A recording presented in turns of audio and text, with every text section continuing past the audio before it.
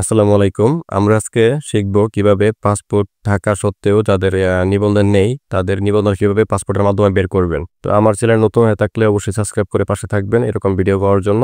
তো চলুন দেরি না করে শুরু করা যাক। তো আমি কম্পিউটারের মাধ্যমে কাজটি দেখাচ্ছি। আপনারা ইচ্ছা করলে মোবাইল দিয়েও করতে পারেন, মোবাইলে ক্রোম ব্রাউজার ওপেন করে। তো আমি কম্পিউটারে ফায়ারবক্স ওপেন করে নিচ্ছি। ওপেন করার পর আমি এই জায়গায় সার্চ বারে ক্লিক করব।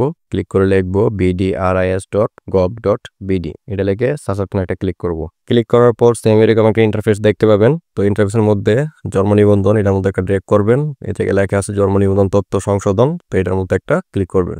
ক্লিক করার পর সেম এরকম একটা ইন্টারফেস শো করবে। তো এর মধ্যে প্রথমে দেখুন একটা ঘর খালি আছে, এটার মধ্যে জন্ম নিবন্ধনের 17 ডিজিট নাম্বার, নিচেটার মধ্যে আপনার জন্ম তারিখ বসিয়ে তারপর যোগফল বা বিয়োগ থাকলে বিয়োগফল এটা বসিয়ে সার্চ অপশনে ক্লিক করলে আপনার ভেরিফাই কপি এসে পড়বে। তো আমি এগুলো বসিয়ে নিচ্ছি। আমি একটা পাসপোর্ট নিয়েছি, এই পাসপোর্টের অনুযায়ী বসিয়ে নিই। পাসপোর্টের কোথায় পাবেন এটা আমি দেখিয়ে দিতেছি। তাহলে দেখুন পাসপোর্টের মধ্যে সবুজ কালার করে বড় মার্ক করা যে জায়গাটা, এই জায়গাটার মধ্যে থাকবে আপনার নিবন্ধনের 17 ডিজিটের নাম্বার।